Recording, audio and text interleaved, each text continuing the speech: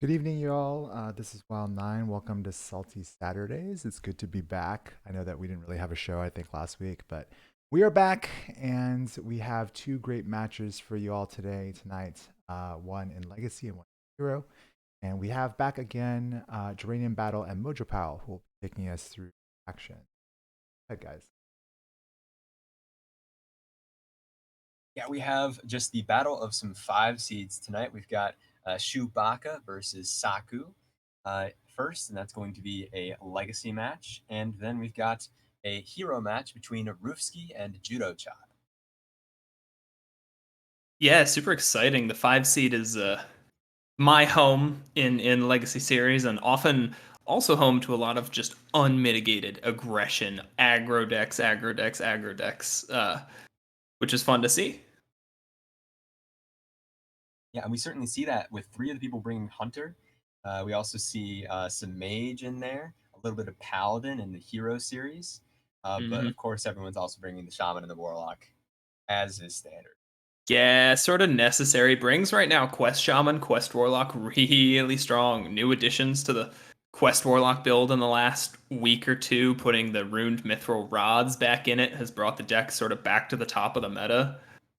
And I'm excited to see what variations we get, what sort of tech inclusions we may have. Yeah, it's also very interesting that version of Warlock that has the rods has the Pantheras.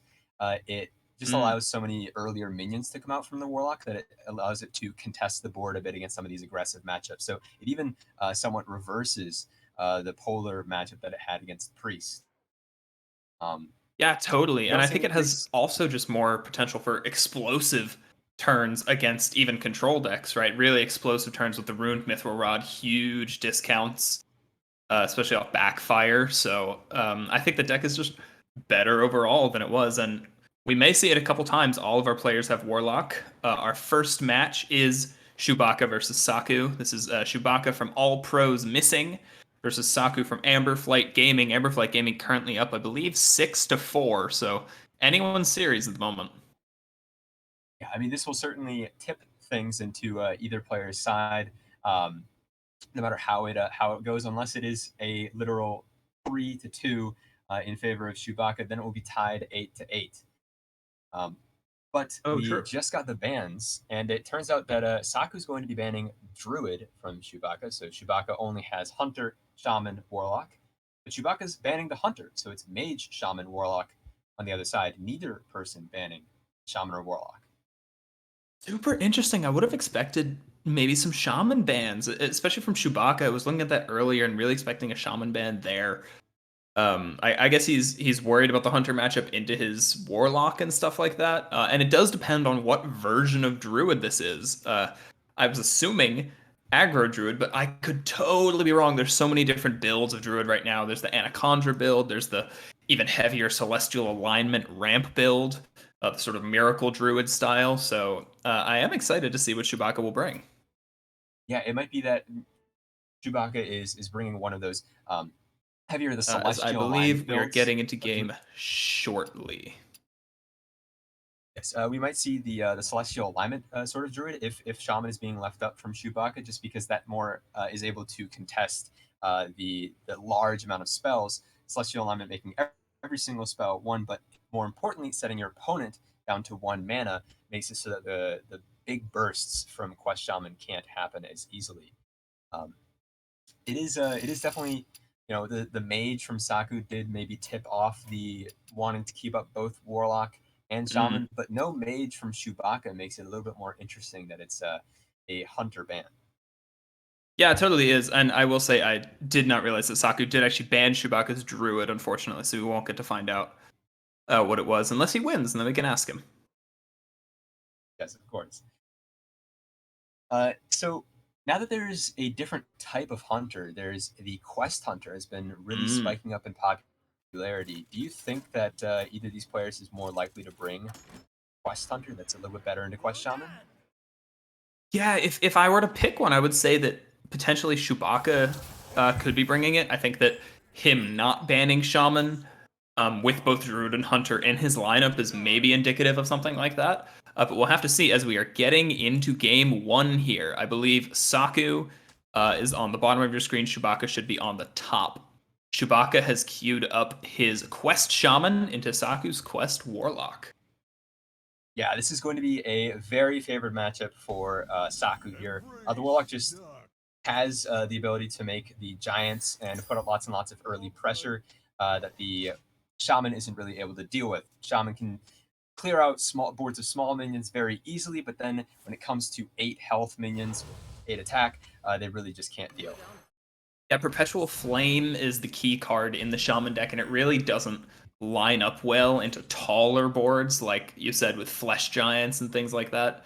Even Goldshire Knoll does pretty well into Perpetual Flame, so we'll have to see how Chewbacca tries to combat this. Interestingly, skipping the quest on turn 1. Yeah, it's a strange decision to say the least, but it allows a little bit more setup in the early turns. As long as you're not taking any damage before you play the quest, it should be fine. Yeah, and it shouldn't be a problem. Saku, not the most proactive hand here. Could look for a backfire on this turn if he wants to, but could also just clear off this Wand Maker. Yeah, and I like this. Going to clear off the Wand Maker with the Shadow Blast. Takes 4 damage, but he's going to heal 3 of it back because he's completed the first phase of the quest very early.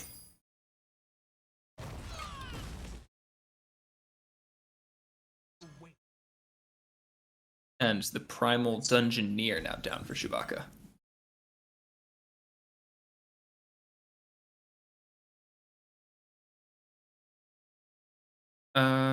As we see... Sorry, I'm having a little bit of trouble spectating right now, but... Oh, no, that's okay.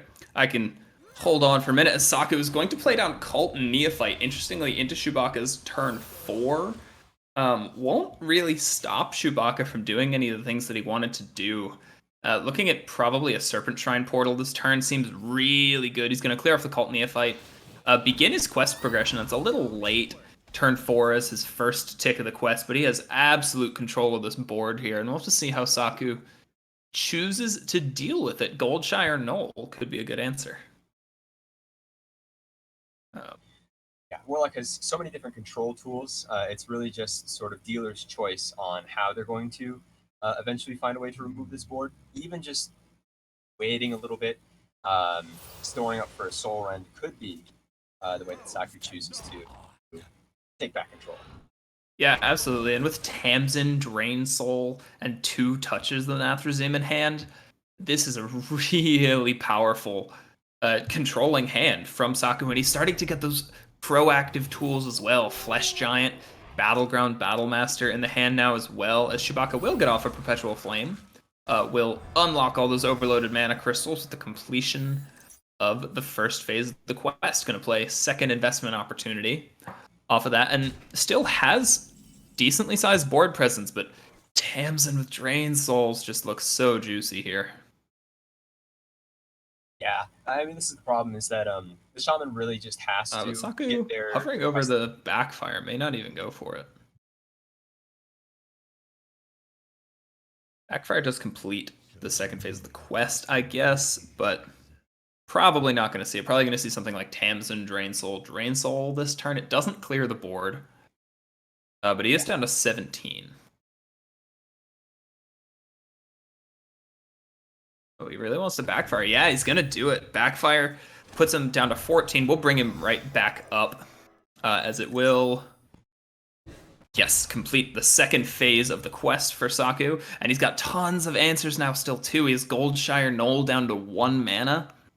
I think you kind of have to play that. You can add a Drain Soul to it as well. Heal back up. Saku's going to take control pretty quickly.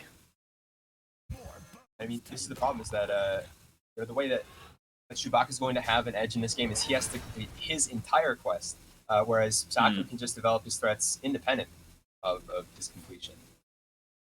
Yeah, it's actually really hard for Quest Shaman to win games without Stormcaller Brukan, especially in control matchups like this or slower matchups. Against aggressive decks, you can win with a well-timed Perpetual Flame, but against a Quest Warlock, you gotta complete that quest, and Chewbacca's really nowhere near. Just completing the first tick now of the second phase, and still just looking to draw cards. Canal Slogger pretty strong. Could look at maybe Feral Spirits on Lightning Bolt this turn too. Definitely Feral Spirits. The one thing you don't want to do is Revolve, because Goldshire Knoll costs 10. That doesn't do it. Gonna play down Novice Zapper as well. Huge control of the board, but I'm just afraid it's a little overstepping into this Tamsin if Saku chooses to play it. I mean, it's Saku really has just any way about it. Like, he has time as well. If he just wants to take a turn off and even let Chewbacca commit a little bit more to this board, he totally allowed to before he really starts feeling the pressure. Mm-hmm. Yeah, Saku's got tons of options here. You could look at a Flesh Giant turn. Still 13 cards in the deck, so not quite enough for the Scavenger to be really powerful. But yeah, I was liking this too. Tamsin, Drain Soul, followed by 2 more Drain Souls. Full clears the board, puts him back up to 29, and gives him a free Flesh Giant. With Battlegrounds Battlemaster in hand as well, this could be so huge of a swing for Saku. It might just be unrecoverable for Chewbacca. Yeah, I mean, even if Chewbacca does end up clearing this giant after one hit from the Battlemaster included, 16 damage coming in, then he's dangerously low to the point of really just quest completion and playing Tamsin and starting to deal damage in alternate ways from Saku. Mm-hmm. Saku can develop his pressure early or late, and it really just keeps the shaman from being able to be comfortable. Yeah, important to note they're at about the same place on quest progression. 0 out of 8 damage taken for the final phase of the quest for Saku.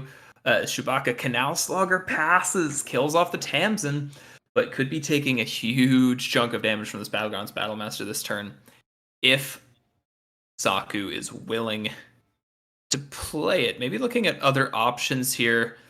2 more cards left to be drawn until Scavenger will cost 1. So that could be something that he's looking for, but I don't know, 16 damage seems pretty juicy. Okay. Blizzard has finally decided to let me spectate this game, and yeah, I mean, the Canal Slogger is somewhat a threat for Saku here. I mean, if he decides to go for the 16 damage face, it's only going to be 10 damage. So might edge Saku towards more of a backfire plan, finding some removal to defeat this Canal Slogger. Yeah, and Backfire is really nice too because it will guarantee to activate the Baron Scavenger. You can get that down and look for actually just lethal next turn with the Battlemaster. And Netheron in hand now too. Running out of time a little bit. Actually going to trade off the Flesh Giant. Interesting, and going to slam down a Netheron. Very weird. I mean, Backfire would allow him to play the Scavenger alongside it. Yeah, I guess the thought is that if Backfire doesn't hit removal, then Chewbacca's actually still not dead. So trading in here and getting the double 16s with the 8 attack minions instead of a 6 attack minion is maybe a little better of a lethal setup. But ooh, the Tiny Toy's a little bit juicy. The Rat King gonna rush into the Flesh Giant. This is something I haven't really seen before. Oh, and Revolve, it's so sick. Wow, if those weren't his options, it would have been so sick.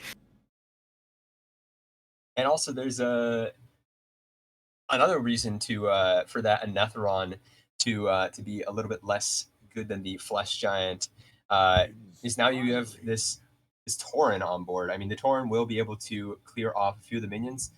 The Burning Blade Acolyte from Chewbacca actually gives him some outs to stay alive for a while. Yeah, there is totally a full clear for Saku, though. He still has Soul Rend in hand if he wants it, so he can just trade off Lab Partner. And then Soul Rend. And that does clear the board. Yeah, and it puts him towards another secondary win condition.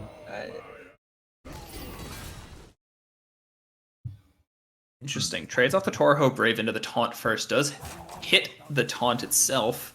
But there's still 2 5-drops on board for Chewbacca. I guess he's valuing not killing some of the cards from his deck. He hasn't seen second Flesh Giant. He hasn't seen either Raise Dead or second Baron Scavenger. I wouldn't be so wary about removing the cards from your own deck, because that's another way that he's going to be able to win. Is just getting the fatigue going, and if he starts taking damage from his own fatigue, that's damage his opponent is taking. Yeah, and Saku, I think, suffered from a little indecision that turn. Floated 7 mana. That just seems like a missed investment opportunity. Could have at least backfired to look through some more of the deck, but I don't know. Tame the Flames now completed. Stormcaller Brukan in the hand and on the board for Chewbacca. Chewbacca's got tons of options to maybe pull this game back. He's got a pretty dominating board presence. The Rat King could actually come back. We're going to see Novice Zapper into Lightning Bolt. Just the one Lightning Bolt will clear off the Flesh Giant. Since now 4 damage twice. And has Lightning Bloom if he wants it to. May save it for Diligent Note Taker. Got tons of options, and Saku kind of needs a Raise Dead. I mean, here's the danger of allowing the Shaman to have a little bit more time here is now you're staring down this 7/7 on your opponent's side of the field, and your opponent is going to much more easily deal with most of your threats. Yeah, and the issue with not soul rending before is like you're probably gonna end up soul rending anyway. Like the only way for him to really realistically clear off this board, I guess he has. What does he have left? He has another soul rend in the deck. He may have Bloodshard Bristlebacks left in the deck somewhere, but no, he's gonna soul rend anyway. We may have missed a trade there. I think Tour Guide should have gone into Brukan, no? I think Backfire might be pretty interesting here, because the Backfire with the spell damage gives you your full quest completion. But instead, choosing to use the tap alongside the Backfire, it's not like you can realistically play Blightborn Tamsin this turn anyways. Yeah, I think we're going to see the Soul Rend here anyway. Oh, might play out Blightborn Tamsin. The issue with this is you might just be dead. He's at 19 health, which is really not that high into a Quest Shaman who's already played the reward. Chewbacca does have 5 crystals overloaded, but yeah. I mean, he's able to use Raise Dead to possibly get some Giants, but that's not saving you from the damage. Dead? That's what, 8 plus the 7, 3, 2, okay, well, yeah. We found out how Shaman can win this match.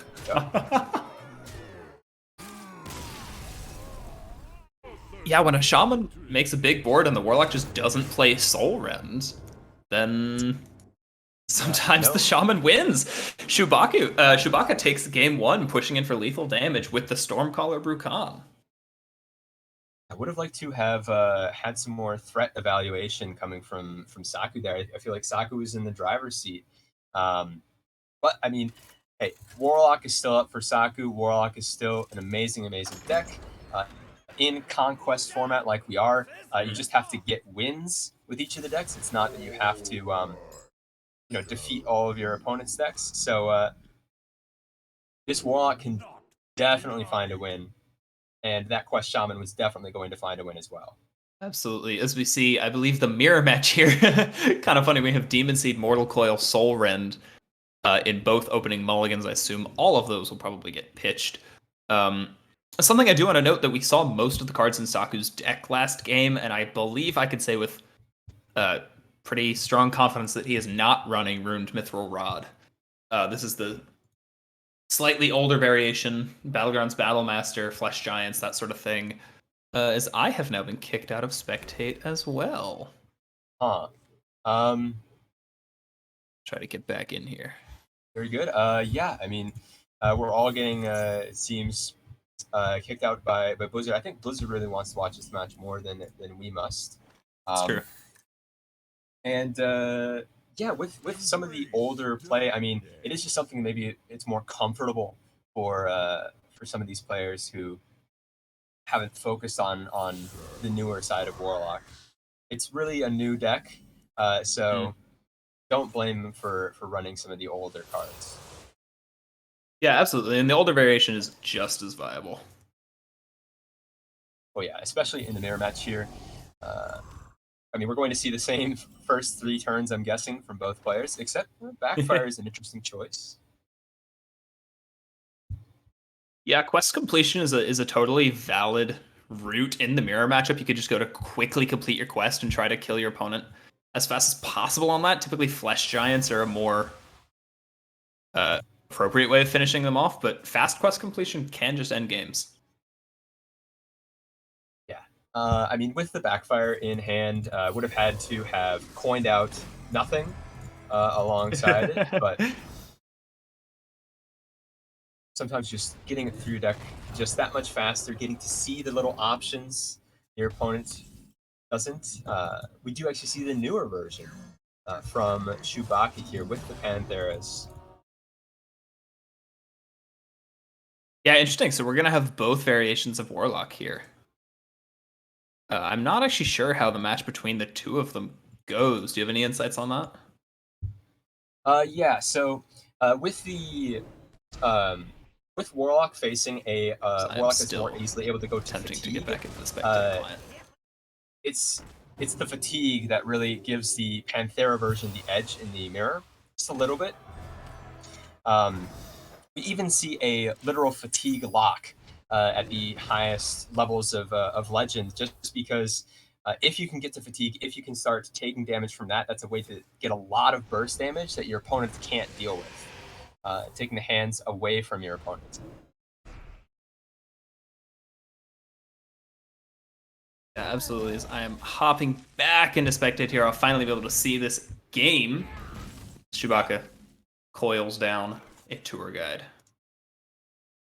So with the extra draw that Chewbacca is doing, I mean, we see already that Chewbacca starts to pull ahead here. Saku has to really utilize this backfire, whereas we might see something where Chewbacca completely runs out of cards and then uses backfire to quickly deal 9 damage. Yeah, that's got to be the hope for Chewbacca, but the issue is Flesh Giant. It can go right into Battlegrounds Battlemaster this turn if Saku's feeling aggressive, which honestly he should be. It needs to be answered. 25 health is not all that much for Chewbacca, but actually just going to set up lethal for the next turn because of the Goldshire Knoll. Could trade, could do something else. Yeah, it's going to trade it in. I also agree with the not tempoing out the Battlemaster. I think that there's just so many different ways that the Warlock can heal, especially just Soul Rend alongside a Drain Soul would be able to completely clear the board, set him back up to 12, start gaining life again, and then all the threats from Saku are gone. Yeah, as we see that Soul Rend is in hand, however, not a Drain Soul to pair alongside it, so no way for Chewbacca to totally clear off the Flesh Giant this turn, and no real way for him to heal either. All these cards deal damage. He's got Backfire, Raise Dead, so you're kind of dead right here. Blood Mage Thalnos will be played. And oh, interesting. If so, oh, he burns a Drain Soul. Let's draw another card. I mean, it turns out, you know, this is sort of the same idea as just playing out the Battlemaster last turn, except for the fact that now there's a 6/6 taunt in your way because your opponent dipped below the 10-card threshold. But if, you know, Chewbacca was at 12 cards at the start of this turn, if he didn't have a way to get below that 10-card threshold, then the idea would be much the same of just, I've got the lethal on board from the Flesh Giant, I can deal 16. Yeah, this play was really cool from Chewbacca. He's got lots of options now too. Bristleback. In hand, Saku has no real good ways of clearing this off because of the Neophyte too. Neophyte makes his turn so awkward. Unstable Shadow Blast is an option. Can push in another 8 damage to the face, but I don't really know that it's getting Saku anywhere. It's interesting. He can also do another tick of the quest this turn if he does Tamsin unstable or even unstable. And it looks like he is opting to just aggressively go for that stage of the quest here.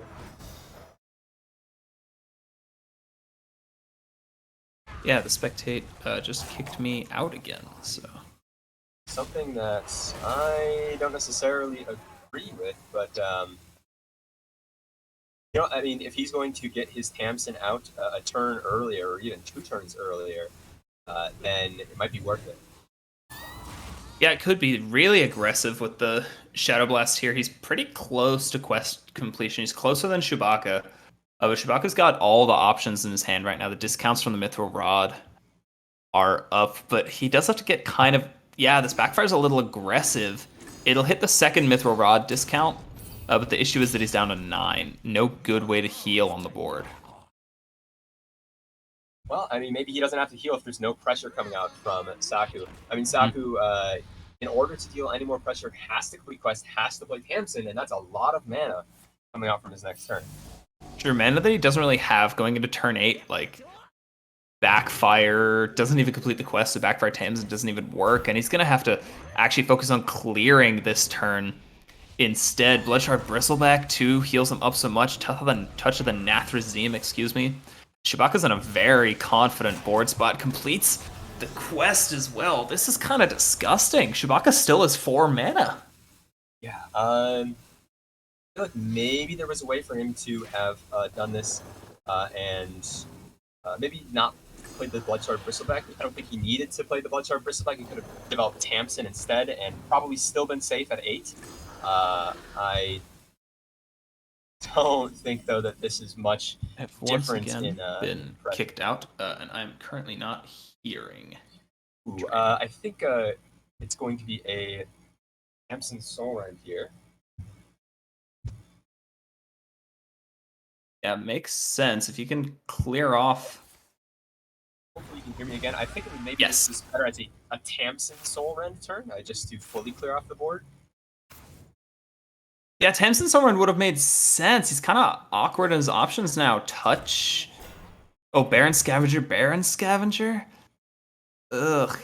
Scavenger Touch of the Nathrazim might be a little better. My mistake. Tamsin Roam alongside the Soul Rend wouldn't have actually full cleared the board because the Soul Rend would have still cost 1 after the Tamsin gets it to 0 because of the... Oh. True, yeah, actually didn't have enough. You're totally right. But this has just got to be lethal from Chewbacca here. He's got Backfire in hand. He's played out the Blightborn Tamsin. Fatigue damage coming in from the Backfire. Chewbacca's going to take game 2 as well. Quest completion really just seems to be the route to victory today. Okay, and we know the last deck from Chewbacca here is the Hunter. Hunter is supposedly a little bit favored into Warlock just because of the early aggression and all the damage that it can deal. We'll have to see. I mean, I feel like Warlock does have the edge if played very well played off the board so that the Rhinos can't come in. We'll see how Saku ends up dealing with it. Yeah, totally. And as you said earlier, we could see a Quest Hunter type of a deal. Kind of doubting it, but we'll see as we're getting into the game. Saku queuing up the Warlock once again. Or sorry, actually the Shaman this time. My deck tracker was slow. Queues up the Shaman, which is a much better matchup into the Hunter. Although we'll have to win with the Warlock eventually. It is very clearly Face Hunter and not a Quest Shaman. Yeah, I mean, if this was Quest Shaman, then if that was Quest Hunter, the Quest Hunter would actually be a little bit favored. But being as it is neither, I think Shaman is still favored here a little bit. Yeah, and this is a pure elemental shaman. It's no Doomhammer nonsense. This is Whack-a-Null Hammer, I believe we saw in one of the opening mulligans. So, interesting choice from Saku, a deck that I haven't really seen in a little while, but as you said, is actually pretty good into aggressive Face Hunter. It deals really well with early boards. Things like Arid Stormer that we see in the hand are really good into that. So, Wailing Vapor could come down this turn. This is the real terror of Shaman is that, oh, okay, yeah, the Boogeyman is Quest Shaman, and yet Elemental Shaman is still almost as favored into a lot of the metagame. So we're going to see Elemental Shaman have a field day here, probably. Yeah, Kolkar Pack Runner comes down, but no spells in hand for Chewbacca, so it's kind of just a 3-4 right now. Saku has his pick of ways to clear off this board. Arid Stormer, Lightning Bolt, Whack-a-Null Hammer, all valid options. Probably an Arid Stormer coming down this turn if he wants to leave up Kolkar, but it is an interesting choice. He doesn't have to leave up Kolkar. He can trade off the Arid Stormer for it. Could kill Kolkar anyway, I guess. Yeah, it is. I mean, Polkart is a 3-mana 3/4 that doesn't have an effect a lot of the time, but does still require some amount of respect here, and I think we're going to see Saku give it that. Yeah, absolutely. I mean, Kolkar Pack Runner is like the way that Face Hunter pops off in terms of board pressure in the early game. So I don't mind this from Saku. He has tons of options left. Whack-a-Mole Hammer, Granite Forgeborn, both really strong next turn. It'll be hard for Chewbacca to get a board down anytime soon. Yeah, I mean, one of the ways that Chewbacca can get aboard though is the trampling rhino that he just got. Mm. Any minion that Saku develops here is going to be immediately cleared, and board will still be left over on Chewbacca's board. Uh, I mean, Lightning Bolt will be able to clear off the rhino, but then you're still dealing with the 3/4 and the 1/1 alongside it. Yeah, Granite Forgeborn, Coin, Cage Match, Custodian should draw a second Whack-a-Mole Hammer. I believe that's the only other weapon in the deck. Whack-a-Mole Hammers are really effective here, but Trampling Rhino so strong into this 2/2. Chewbacca's pushing a lot of damage here, and follow up with Rinling's Rifle. This is kind of scary for Saku. Might have been an interesting moment to decide to trade the 3/4 and the 1/1 into the 4/4. Makes it so that the opponent has to have two different ways to remove this rhino, or they're taking 7. Yeah, we'll presumably trade off the Forgeborn into it. See what happens here. Ooh. This is that's an unfortunate buff. Would have liked to have seen the Forgeborn attack first. Yeah, could have ordered that differently to make sure that didn't happen. Could go Lightning Bolt to prevent this damage, but isn't willing to commit that many resources, and he's going to take so much damage this turn. Oh, this is so sick. Yeah, I mean, we do know that the Trim Crescent wouldn't actually allow the Trampling Rhino to attack twice because of the Warsong Wrangler being played before it. But I don't think that's going to matter, honestly. No, it really didn't. Trampling Rhino comes down, pushing so much damage. 6 to the face. Saku just passes the turn, lets his opponent win, and Chewbacca 3-0. Swinging this series back in favor of all pros missing. Yeah, a 3-0 means that they are up, I believe, 8-6 in this match. And hey, now you're gonna get your wish a little bit. Is we're gonna be able to talk to Chewbacca and ask him what his Druid is gonna be. Yeah, absolutely. The only unfortunate part of this for me is that Chewbacca now has 4 wins, which means if I lose my match this week, we're tied in record. And I don't like that. Yeah, well, there's a lot of people at 4-1 in this league. Why don't you join us? No, I want 5-0. As I believe we're inviting Chewbacca into the call. Congratulations on a 3-0. Thank you. That was a fun series. Yeah, I mean, one of the questions that we had right at the very beginning was that Druid, the bring that you had there. It was banned by your opponent there, Saku, but what was it going to be?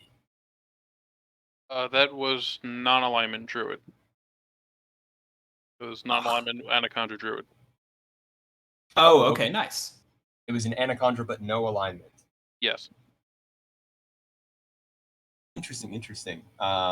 Definitely has its place against some of the more control-y matchups against Shaman. I think against the Elemental Shaman in particular wouldn't have worked out well. So, um, were you expecting a different ban from Saku? Yeah, I was expecting a Shaman, Warlock, or Hunter ban because all of those are reasonable. The Druid is the one I least expected. Makes sense. And I gotta be honest, I was expecting a Shaman ban from you too. What's the reasoning of banning the Hunter here? Sometimes Hunter or Shaman is the better ban. In this case, I looked at the spreadsheet, and Hunter was the better ban by a little bit. There. And actually, talk us through that first match. Your Quest Shaman taking down the Quest Warlock in a kind of unfavored matchup there. Tiny Toys Revolve. What were you thinking about that? I wanted to wait until I had what's his name, the reward, Brukan. I wanted to wait until I had Brukan out and then double Tiny Toys with that and then revolve that for a big board. Hopefully he couldn't just soul rend, but I just had to tempo it out for anything at that point. Yeah, ended up working in your favor. The Rat King actually coming in clutch too. Yeah, that was a nice surprise. I was hoping to have a later fun game with the primes, but the game ended too early before we saw any primes. Fortunately, yeah, the Rat King is an all-star in a lot of people's collections. Not so on boards usually. Um, were you hoping to maybe see the Rat King come back out a second time? I didn't think it would happen, but it was possible. Yeah, once the Tiny Toys came down, that game was actually just pretty much over. You kind of just started slamming him. Yeah, I was hoping he just didn't have a soul rend and I could just win from there. And fortunately, he didn't find it or didn't have room to play it. Whatever. Yeah, I believe he did have it, but didn't have room to play it. Kind of dunking on the Warlock, actually, in general. The mirror match, too. How do you feel about your list of Warlock, specifically the Rune Mithril Rod variant? I've never run that list before. I stole it about 20 minutes ago from Donkey's website because I got hammered with that list in a tournament earlier today in the Warlock Mirror. I mean, it certainly seemed to serve you well. I mean, you got to under 10 cards just in time. You absolutely slammed a huge board of so many giants, so many taunts. Made it just impossible for your opponent to deal with it. I I think mean, I could have gotten Tamsin out a turn earlier. I realized after the fact when I had 4 mana, but didn't really matter much. yeah, I mean, you could have gotten Tamsin out, or you could have ended the game the way that you did with so many different large giants and a little bit more health to your name. Yeah, once that giant stuck for 2 turns, I was a little concerned, but I ended up being able to remove it. Uh, Another thing is you were running the Face Hunter in this matchup, and it definitely served you well against the Elemental Shaman, a very quick victory. Have you looked at all into Quest Hunter? I know it's new. I played it a few times on ladder. It didn't do too well, but that's also ladder. Oh, in Conquest, you can at least control it a little bit. What you have, they have, and at least prepare for that. But I've just been sticking with Face Hunter. It's been doing me well. Yeah, Certainly, and certainly do. working out really quickly with the trampling rhinos off to like a sort of blistering pace in that game. Never really let Saku onto the board. Yeah, I expected a Quest Shaman probably to lose, like just out of range. But the Elemental Shaman was a surprise to me too.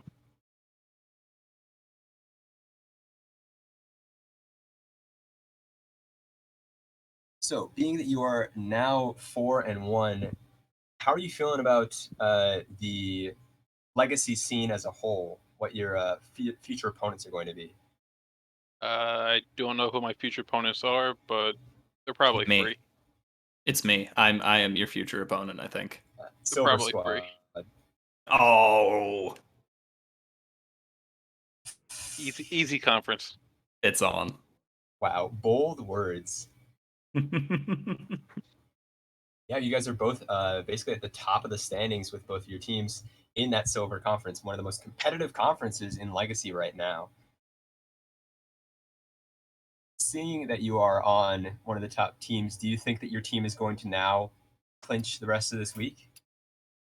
I have not looked at the score who has played. I've been playing Runeterra and Minecraft all day. I've not played Hearthstone barely all week, so I think you guys would know the scores a little better than I would. Yeah, you should be up 8-6 now, I believe. Your 3 and 4 seeds, Bone Smasher and the sub Wyfair, have yet to play. All right, I just pulled up the website looking at the matchups. I mean, obviously I'm rooting for both of my teammates, but it should be a nice win, I hope.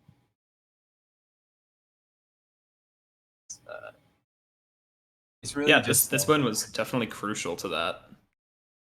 yeah. Now it puts it into your guys' favor. If you guys get one more match, I believe that will just about clinch it up. There is a slight chance that there could be a tie, but honestly, it is you guys are in the driver's seat. If you guys get that one last match, you will win this week, I think. Sounds good. Go team.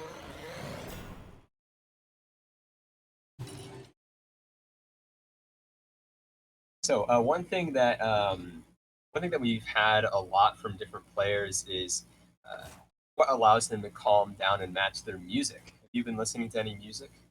Yes, I do listen to music while I play. I just have a YouTube playlist that I let run. Which artists? It's not a specific artist. It's just more like the lo-fi hip-hop stuff. It just no words, calm music. Chill/relax too. Yeah. May I recommend some bossa nova in your future? I'll look into that.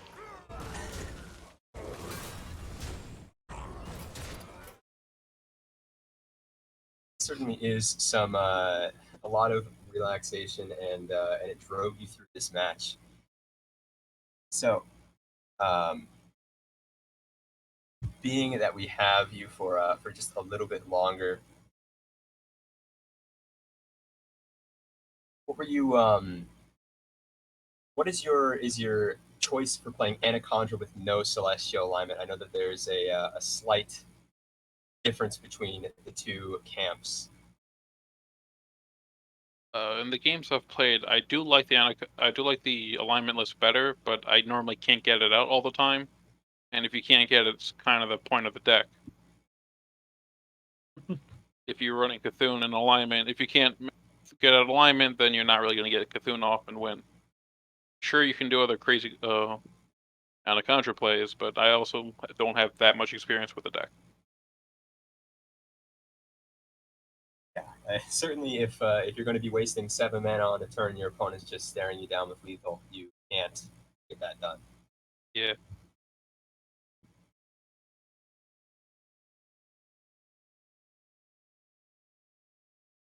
Any sort of final-ish questions before we start focusing on the next match? No, I don't think so. Chewbacca, do you have any shout outs you want to make? I always want to shout out Saku. It's always fun playing with him. Great guy. Shout out my team. All the prep I don't do. And good luck AFG, and hope we get the week. We're going to be seeing some words from Saku. Should be pretty soon. Oh, literally right now, he just congratulated you in the Discord, and here to congratulate you too. Great games, and I hope you have a great night. Thank you. Have a good one, guys. Now we're going to be moving on to the Hero match. Hero being a different sort of queuing process than Conquest. Instead of having to win with each deck, you have to defeat every one of your opponent's decks, and if you win it, you have to stay on the same deck. It definitely has some other classes being favored in the metagame.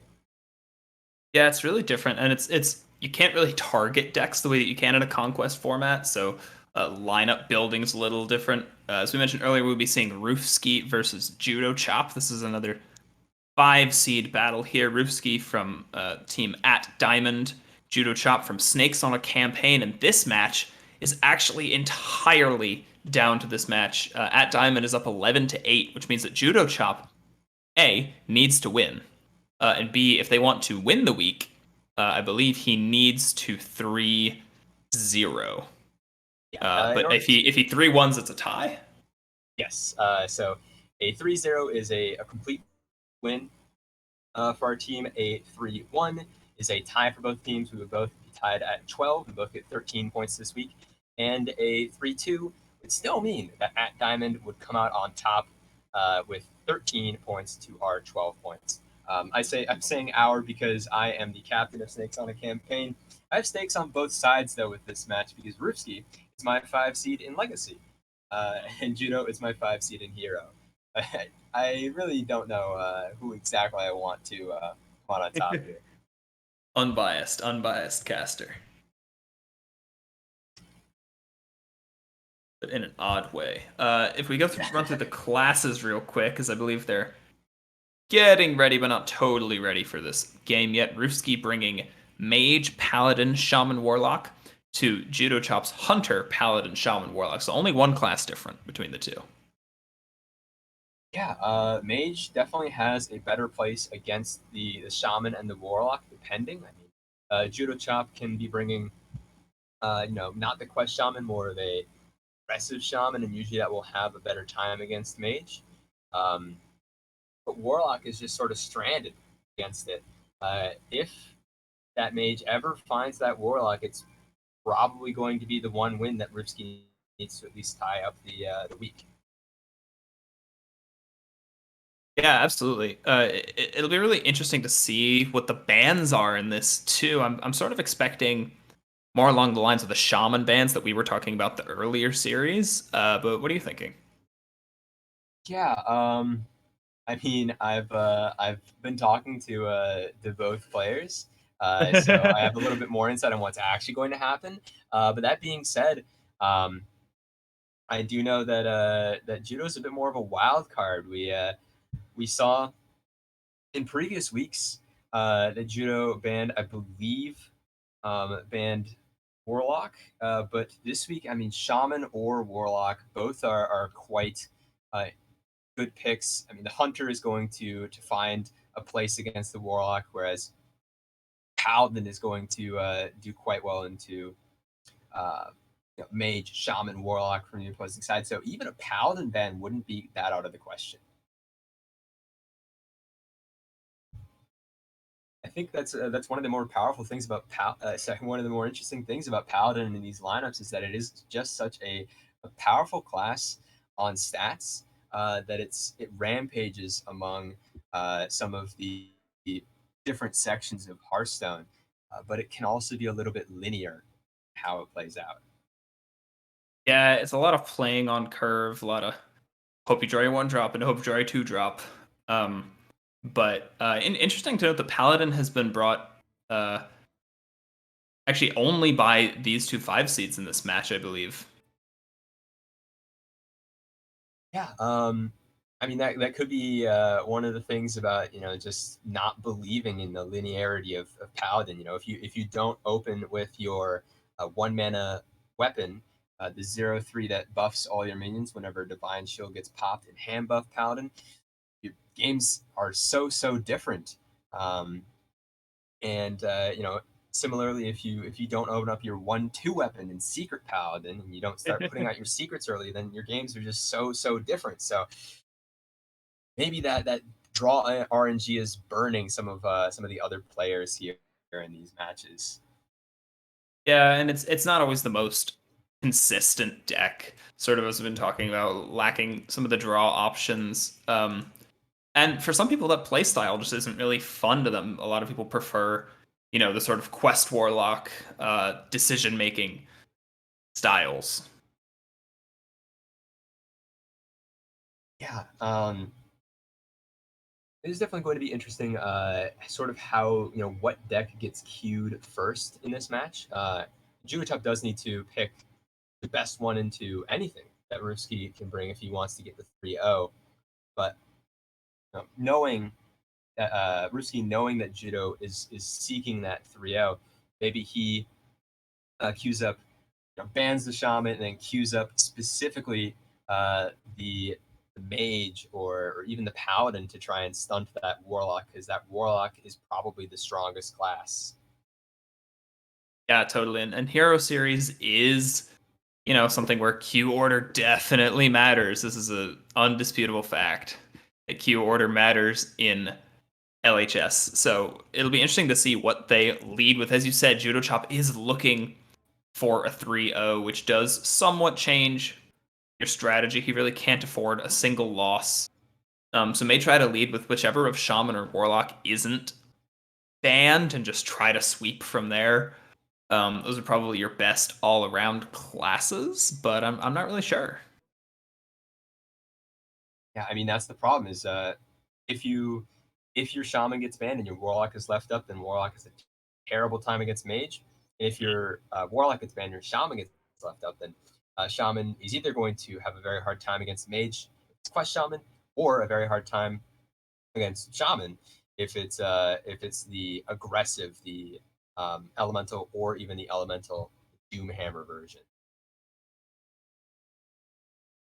Yeah, absolutely. As I believe we will have bans coming in pretty soon. I'm going to go and call for a Shaman ban from Roofski and either a Shaman or a Mage ban from Judo Chop is what I'm going to say. Yeah, if Roofski does end up banning the Shaman and Judo bans the Mage, then this Warlock could end up, winning the mirror and then could sweep. It really, really depends on what Judo is banning, on what Roofski is best to ban. It's such a tough decision when everything is on the line like this. Yeah, it's a bit of a rock paper scissors thing too, as you were sort of saying, like the Warlock from Judo Chop isn't as good if Roofski's Mage is still up. So if Roofski thinks that Judo Chop will ban the Mage, then maybe he bans the Warlock. It's like a weird reverse psychology thing. Yeah, I mean, it's also that Warlock is just such a strong class that it can win in almost anything. Uh, where we actually see a little bit of a blindside ban here, with Roofski deciding to ban the Hunter. It seems from Judo. Yep, I am 0 for 2, maybe even 0 for 4 tonight on ban guesses, as I believe Judo Chop has banned Roofski's Warlock. Yeah, and I'm also I'm also 0 for 2. I thought that these two were going to be banning very different classes, having talked to them. But turns out Judo is probably going to be. It looks like banning the Warlock in this matchup. So Roofski has Mage, Paladin, Shaman versus Judo's Paladin, Shaman, Warlock.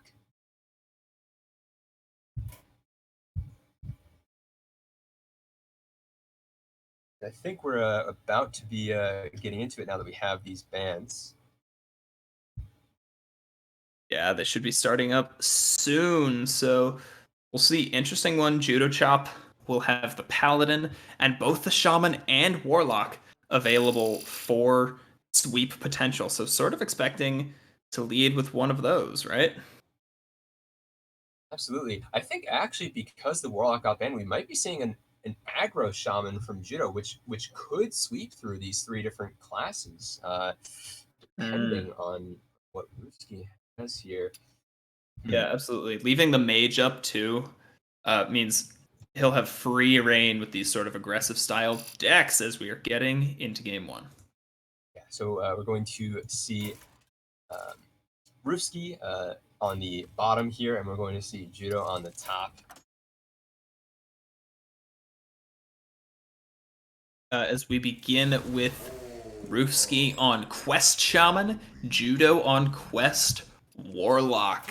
The matchup that we saw last series as well did not go the way that we expected, but maybe we'll see a more traditional outcome this game. Yeah, I mean, if you want to have a strong start, this is the way for Judo to get a point up on the board here. But then the Mage is waiting from Roofski, and that's going to be a very, very tough matchup. Going to need sort of the same sort of luck that Chewbacca had against with his Quest Shaman against Quest Warlock. Yeah, absolutely. But first, you got to win this one. We see Spice Bread Baker is in the list for Judo Chop. That is not usually in the Panthera version, so it might be looking like the older type. Yeah, which may actually serve him well. Battlegrounds Battlemaster is more commonly in this one. Sometimes it gets cut in the Panthera versions. So it could fare better into the Mage. Could have more like sort of explosive kill you on turn 6 or 7 potential. But we'll have to see. As this Mage doesn't matter if you can't beat the Shaman. As Roofski coins out a Primal Dungeoneer trying to get ahead on hand size, maybe a little on quest progression next turn, but Backfire coming down from Judo Chop. He is turboing through this quest. Yeah, and I don't think it's going to backfire for him either, as he is just about to complete the first stage, whereas Rufsky has not made any progress yet. Although he could complete the first stage this turn. 1, 2, 3, 1-drops makes 1, 2, 3 overload, back down, reset to 0 when the first stage gets completed.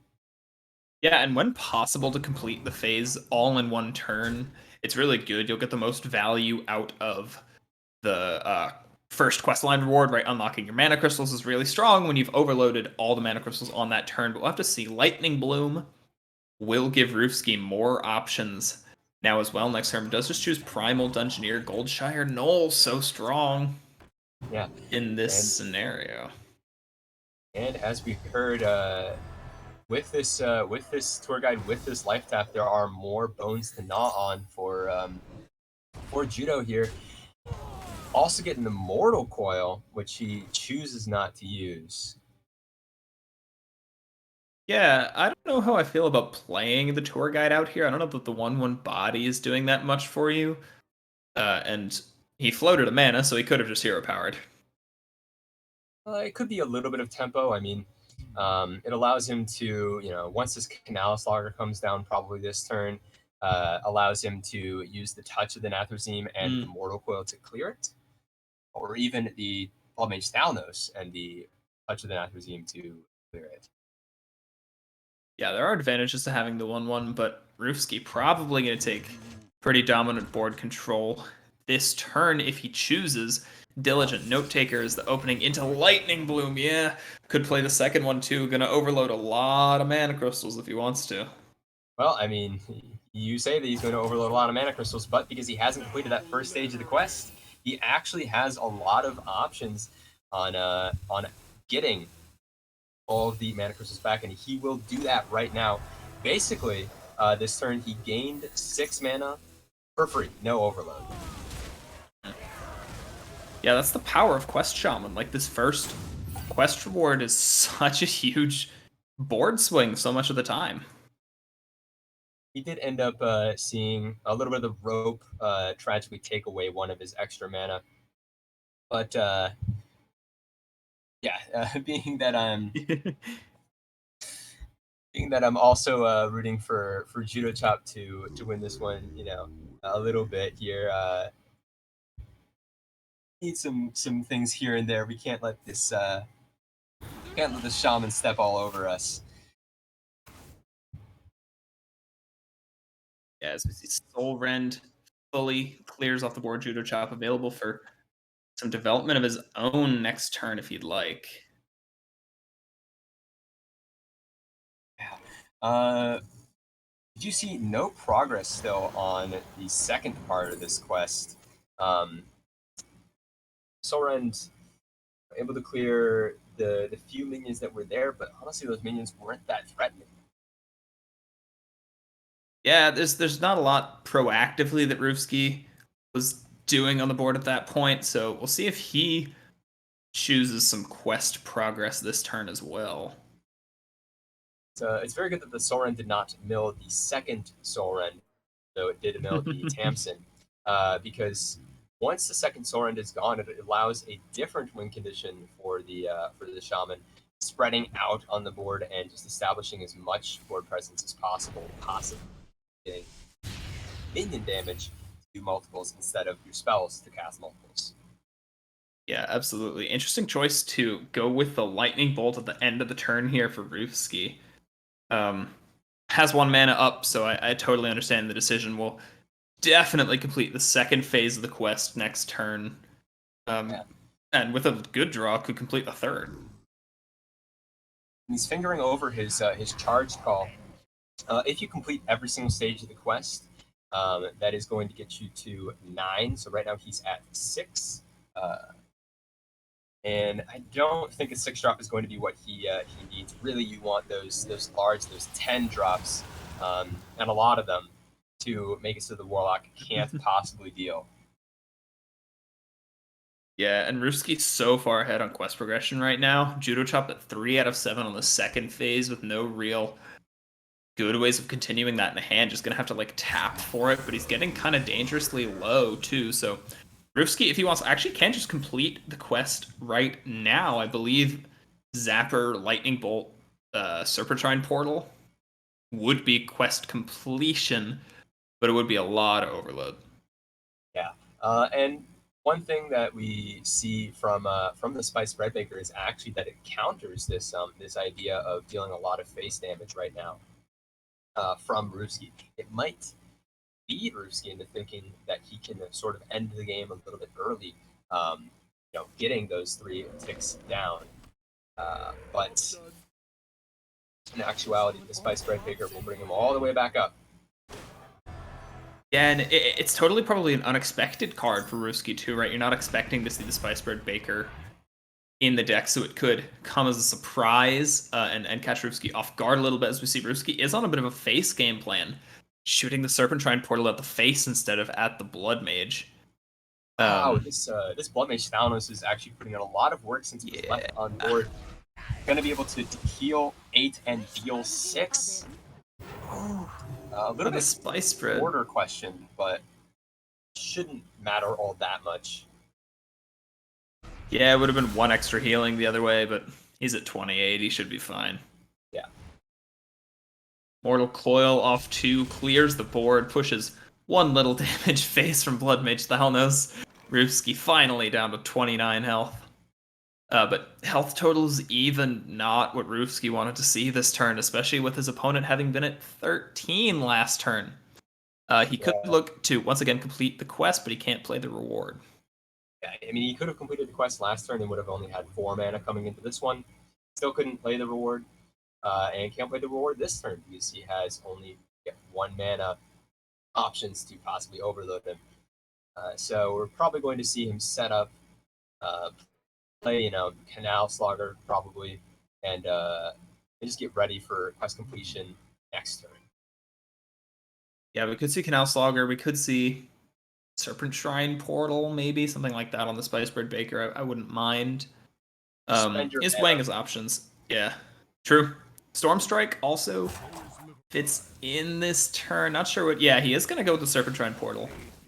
Gets Frothing Berserker, an interesting card. Fully completes the quest as well with Lightning Bolt. So Stormcaller Brukan in hand can come down next turn, as he will have 6 mana available to him. He keeps leaving this Blood Mage Thanos on the board. I mean, he can't keep getting away with this. Is this Drain Soul is 2/4 for free almost?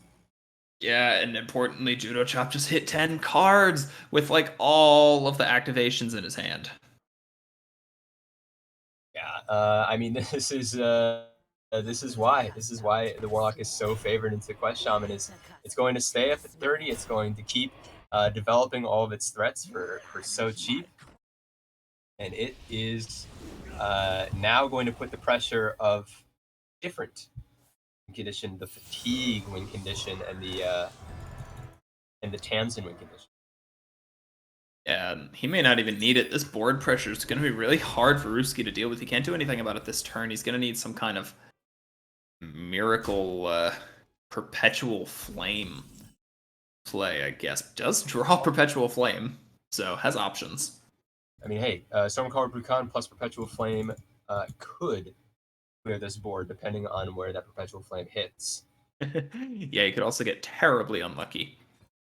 Is maybe going to look for it. Ooh, Stormcaller Brukan Devolving Missiles is the choice instead. Maybe not trusting in the inconsistency of Perpetual Flame.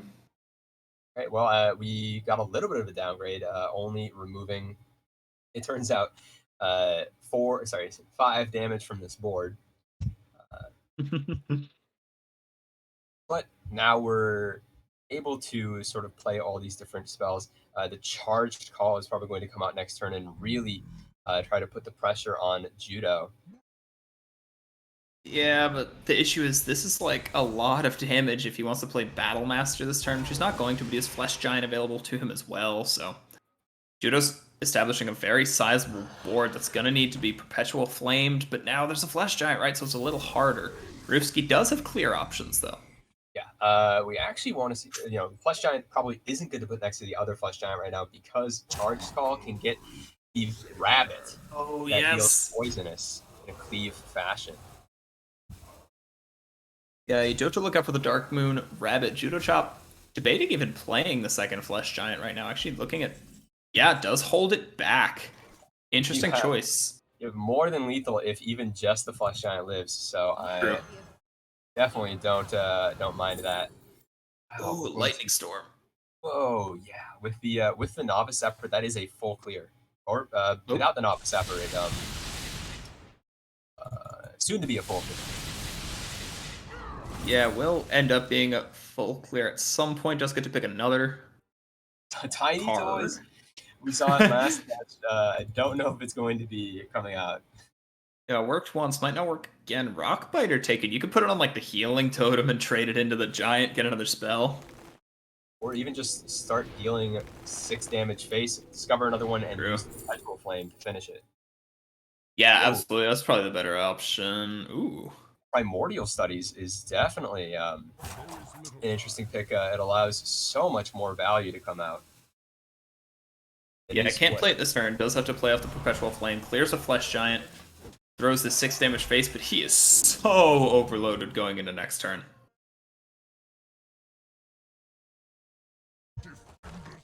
This is really where it depends on what cards exactly Rufsky is playing. If Rufsky has the ability to get the card that removes all your overloaded crystals and deal the damage, that is going to be quite a large pickup.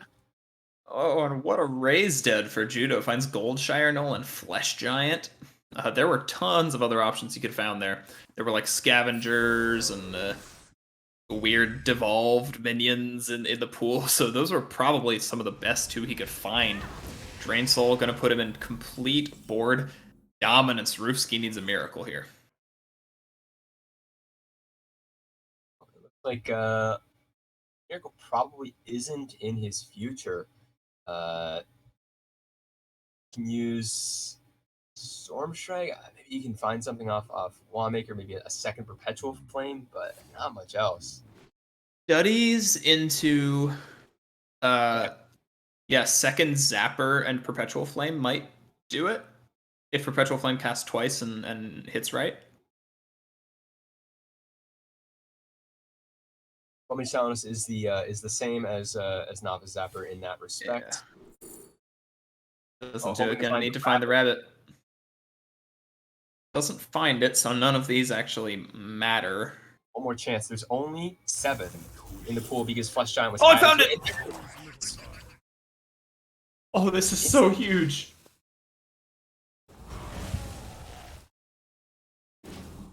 Okay, now staring down a 10-10.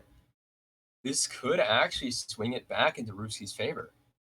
Yeah, and that was a Netheron, second Flesh Giant, third Flesh Giant. He's got 1 Raise Dead left in the deck as far as threats go, right? He's out, I believe, both Baron Scavengers as well. So Judo Chop really needs second Raise Dead to hit big here if he wants a comeback. Blightborn Tamsin can come down. And we're going to see second Raise Dead. What's he going to get?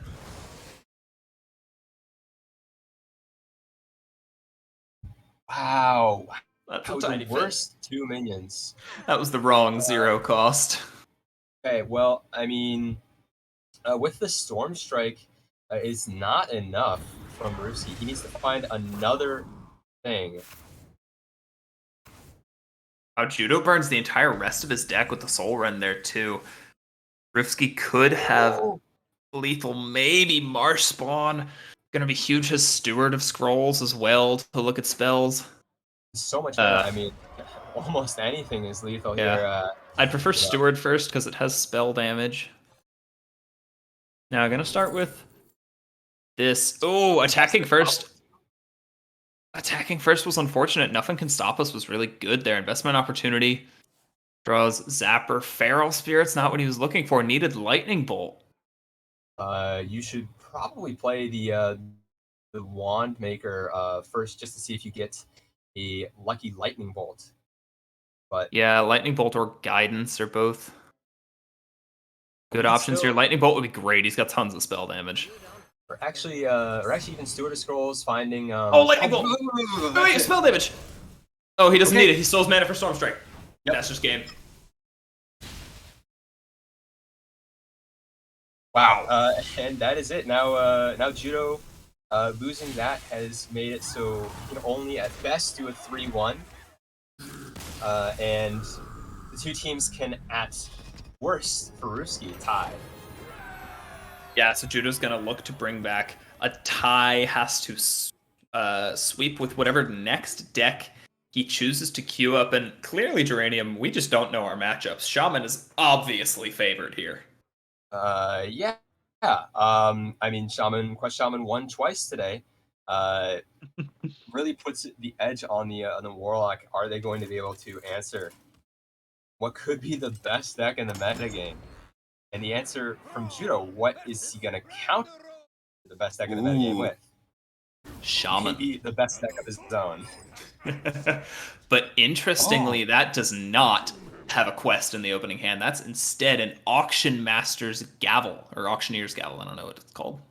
Yeah, that is a tech that you will find in Elemental Shaman. So that is exactly what we're going to see and these elemental minions. Hopefully this Fire Elemental not included picks that away. Are these elemental minions going to come down early enough and stomp this Shaman early enough? Yeah, you gotta dodge Perpetual Flame, though. You really just have to. That's exactly what Rufsky probably wants in a matchup like this. It has a couple of unfortunate breakpoints. Granite Forgeborn and Arid Stormer are really important for Judo Chop here, as they will make things like Perpetual Flame really awkward for Rufsky, so those are going to be the sort of key cards to look for, I think.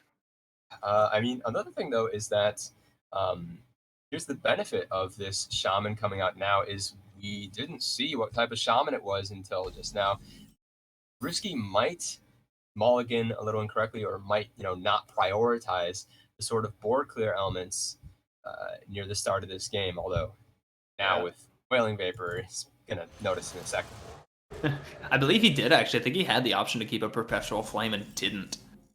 So probably kicking himself a bit on that one that he sees the Wailing Vapor, but doesn't really matter. He can find it in other ways. Snap picks, too, on the Guidance Lightning Bolt. Wow. There's some of the early pressure gone, and looks like Fire Elemental and Lillipad Lurker are coming out quite a lot later, where Judo is not looking favored in this matchup. Yeah, Rufsky can just pass happily on this turn. He's drawn into the Perpetual Flame now as well. He is sitting pretty here, going into his fourth mana turn. Judo Chop maybe hoping to play... He could drop the Lillipad Lurker just as a 5/6 for 3, but instead we'll go with Serpentine Portal, Two-Faced Investor. Sometimes good, sometimes bad. This could be one of the things that Judo is looking for if he just luckily gets some mana decreases just like that. That's actually huge, and it has 4 health, right? It's gonna make Perpetual Flame just that much more awkward. But Canal Slogger, the top deck, Rufsky is just finding answer after answer. Canal Slogger will live through this hit as well. Heals him back up to 29, moves him onto the second phase of the quest. Judo Chop now needs to kill this Slogger. Here's where the discount really pays off, though, is this Auction House Gavel can come down as well and kill off the remainder of the 6/2. Yeah, and you're really not worried about face tanking 6 damage. You're the aggressor. As Elemental Shaman, you are the beatdown on this matchup, right? You could totally tank 6 face damage and not be worried about it at all. Yeah, honestly, the bigger worry was the opponent's healing, and they only got to go 1 from that, so it's not like you really lost out. Yeah, best case scenario, honestly, for Judo Chop, killing it off of that quickly gets a discount onto the Fire Elemental as well, will allow it to be played next turn, as it probably should be. Whoa, Perpetual Flame being played extremely early. There's a lot more threats that you should probably worry about, Rufsky. Yeah, there totally were, and passes up on a Wand Maker with 2 mana, right? Floats a mana instead. Really interesting. I guess he's worried about things like Lily Pad Lurker and Fire Elemental. Arid Stormer in hand now too, right? Actually, only one of the minions in Judo Chop's hand even dies to Perpetual Flame. Draws the second one too, so never punished, clearly. Would have liked to see a little bit of different ordering from Judo Chop there. If he'd attacked first, he could have gotten the discount on the Fire Elemental and also fit in a Wailing Vapor that turn. But probably doesn't matter in the end. Got a lot of options here now. Both Lily Pad Lurkers in hand. Has to clear off these Feral Spirits, though. I mean, the big tempo from the Lillipad Lurker, probably also going to see Whack-and-Roll Hammer come out. We'd like to see the Whack-and-Roll first to get the buff on the 6/5 Fire Elemental, but we're going to instead get this and maybe the Lightning Bolt on the 2/3 as well. Yeah. Yeah, going, unfortunately, on the Lillipad Lurker means going to miss out on the 1 damage this turn. Yeah, I guess the argument is that he saved a little face damage. He didn't take 2, but you're totally fine to take 2. I think that was a perfectly okay trade to make with the hammer. But either way, has the board control. Double Perpetual Flame in hand for Roofsky again. He just, like, cannot stop finding them. You get to a point where you don't even want them anymore, but he just keeps getting them. Torrent could be a huge pickup here. Well, I mean, if your opponent is trying to play around Perpetual Flame by playing big minions, then Torrent is the big removal you need. Yeah, none of these options bad, though. Actually, Landslide, Lightning Bloom, these are some pretty cracked options off this Marsh Spawn here. All of these do a really effective job at clearing this board. Landslide puts down 3. This is a full clear with Perpetual Flame. Actually, great spot from Roofsky. Completes the second phase of the quest as well. This play is way better. This is all your mana and one of these Perpetual Flames that you just keep on finding. I would like to see maybe it's even better to get the Arid Stormer buffed instead of this instead of the possibility of this Wailing Vapor. Whoa, playing Lillipad Lurker, another one incredibly early means that this charged call that's in Roofsky's hand basically has no answer. Yeah, I would have liked to see a hold on to the Lillipad Lurker. I guess I get it. He's looking for, like, absolute board dominance as quick as he can find it. He keeps getting pushed back off the board by these Perpetual Flames, things like that. But there's a world where Roofsky just plays out a charged call pretty soon. Now that he has 2 of them in hand, he could forgo waiting for the quest to be complete, but does maybe want to clear off this board. Oh my god. Perpetual Flame. Make it stop, please, Roofsky. I mean, it's not the portal is probably is it? Yeah. Gonna fill out your mana this turn, get you even 1 step closer. Unless you're playing double Perpetual Flame and hoping to. I was gonna say double Flame completes, but it never clears. You would need to hit. I guess the best option would be to hit Lillipad Lurker twice. Yeah, I think, but a little inconsistent. Yep. Board is a little bit better. It both damages your opponent, gets you a little bit of tempo, and the Perpetual Flame next turn is going to certainly allow you to play the quest completion. Yeah, we like tempo here, and I don't even mind pointing that Serpentine face. Actually, I kind of like it. Judo Chop's getting kind of dangerously low. No healing in this deck. I doubt he runs Canal Slugger. And Roofsky's about to complete the quest, right? So he's going to start pushing face with Charged Call minions, things like that. Vivid Spores in hand, too. Kind of funny with Charged Call. However, important to note, Judo Chop has full control of this board now. And Perpetual Flame, the only answer in Roofsky's hand, needs to find some way to make it work. But Lightning Bolt, quest completion, Perpetual Flame seems like there's a chance. Yeah, it's interesting. The very specific spells that Roofsky has right now almost basically leaves him dead on the board. Really, really has to clear at least one of these minions this turn.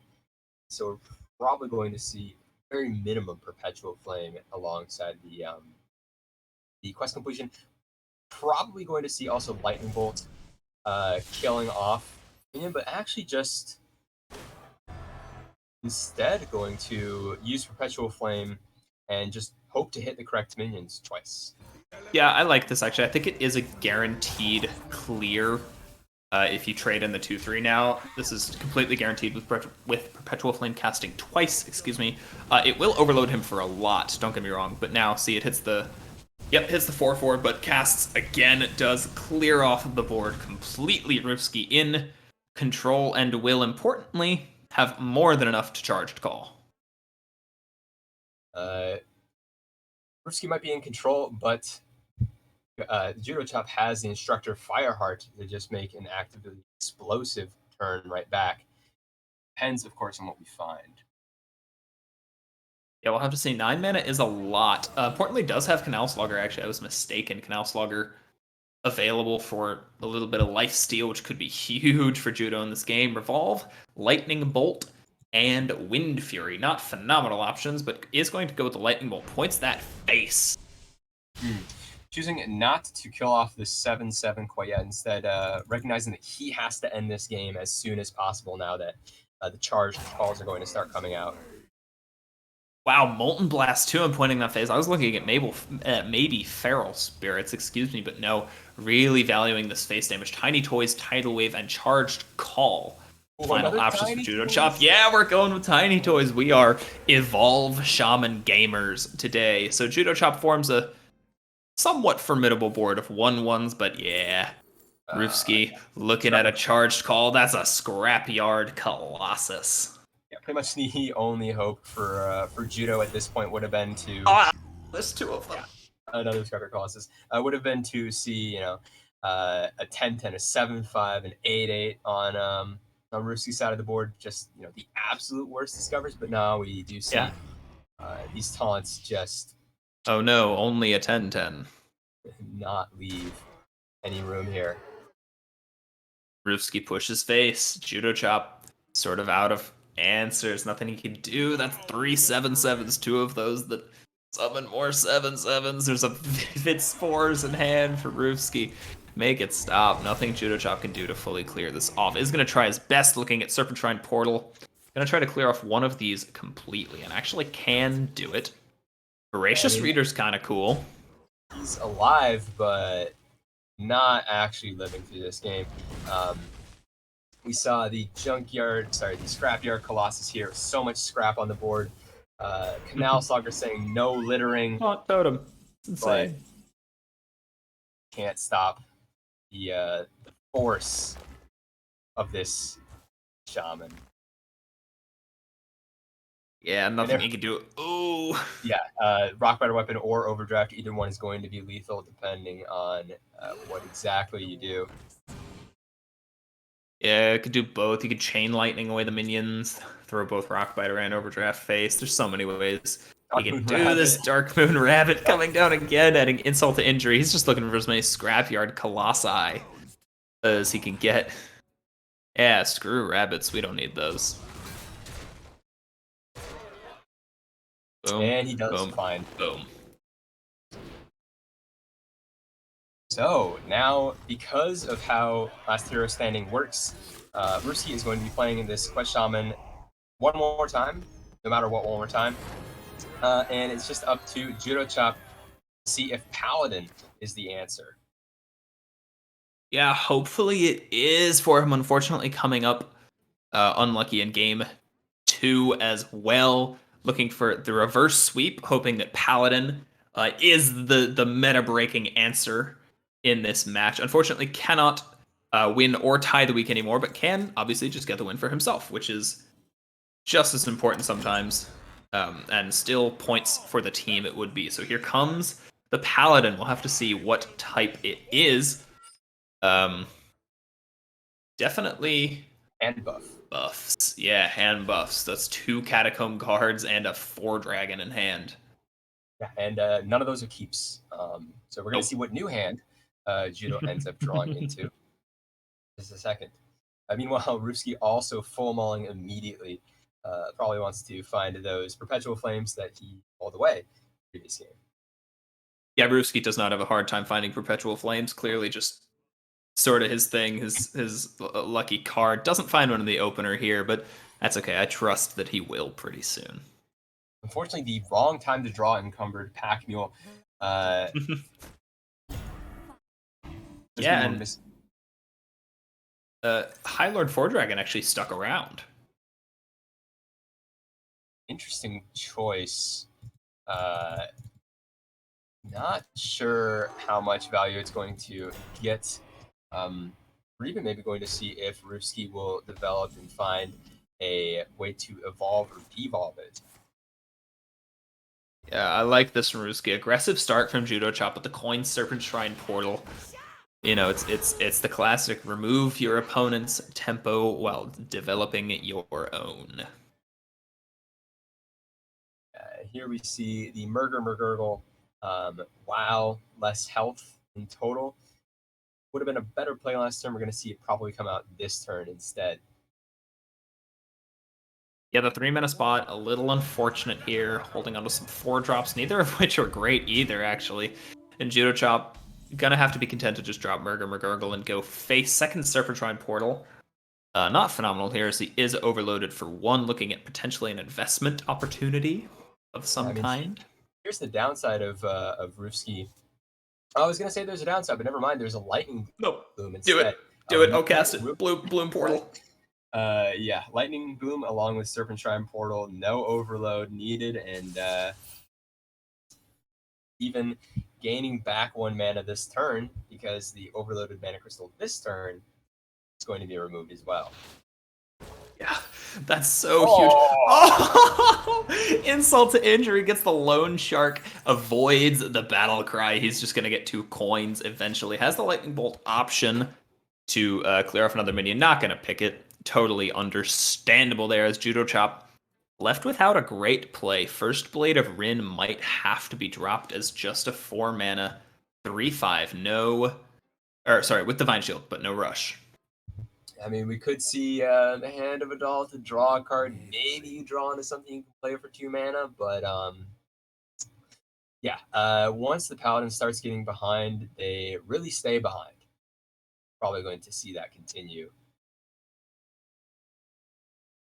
Offering a Murgurgle trade. You can do it and play Samuro and kill the Lone Shark, technically, but that seems like not what we want to be doing. Yeah, one saving grace for Judo here is that Ruski has started to run out of value in his hand. I mean, he doesn't want to play the Charge Call next turn. He doesn't want to play the Instructor Fireheart next turn. Well, I mean, now wants to play the Lightning Bolt to kill the Murgurgle. So yeah, pushing face finds a Canal Slogger as well. Ruski, just all the anti-aggressive options, can drop Canal Slogger this turn and clear off a decent chunk of this board. Could also go with like Lightning Bolt. You could play the Charge Call for a 5-drop. That's not terrible. It's a 3-mana 5-drop. That's really not bad. But we may just see Canal Slogger. Yeah, I mean, hey, if your opponent's trying to out-damage you with a 4/2, instead just gain 6 health every turn. You were saying insult, adding insult to injury, but I think it's more that Ruski is adding board clear to healing and just not letting Judo do anything. Yeah, this is adding more injuries to more injuries for Yeah. Judo Chop. No great options in the hand. Again, First Blade of Rin unbuffed. Gonna float a mana no matter what he does this turn. Blade Master Samuro doesn't really kill anything. I guess the hope is that you have to kill Canal Slogger here. No, not even gonna kill the Canal Slogger. Just going face. You gotta trade into the Canal Slogger, I think. It's a crazy decision here from Judo, just saying that the Ruski has no way to clear his board and also no way to heal except that's already on board. I'm not entirely sure what's going on. Yeah, you can't race a 6-attack lifesteal with a 4-attack minion. It just doesn't really work. And now the huge punish here is that Ruski can clear off the board without even dealing damage to his own Canal Slugger. Actually going to go with a Fireheart. Interesting hiccup. Primordial Studies. Could have gone with Tidal Surge as well. Novice Zapper, not a bad option here. Obviously can clear the board and leave this Canal Slugger alive anyway. There's some interesting plays here, actually. If you trade in the Lone Shark, grab a couple of coins, he can keep this turn going if he picks up Torrent. Interesting choosing Charge Call. It's another card that can't be played for a long time. I would have liked to have seen Hex instead. Mm. But, oh man, and the 2 coins in hand. Coins are just funny. They're not even that good with this hand. Brewski can play like any 2 cards of his choosing on any turn going forwards, absolutely. But Judo Chop will presumably drop High Lord 4 Dragon or Cornelius Rome this turn. I would prefer to see 4 Dragon, as it's a little harder to kill. This is where the Hex would have been just such a massive punish for Roofski, but I don't hate these charged calls, right? These are 3 mana 5 drops still right now, about to become 3 mana 6 drops, assuming. Oh my god. Okay, well, Play your whole hand. Yeah, honestly, Brewski could probably play Question Ward this turn, and I don't see a reason why not to. Yeah, it's probably possible. Lightning Bloom would complete phase 2. Novice Zapper, Lightning Bolt would complete phase 3. Not going to go for it. Actually going to go for the Marsh Spawn. Instead, has access to like nearly infinite mana though. Yeah, I mean, could have seen just a lot of coins giving 2 mana could have been done along with playing with the Crest Ward and playing Charged Call this turn. But instead, choosing to take it a little more slowly. I mean, he's in control. There's no real reason to go all out.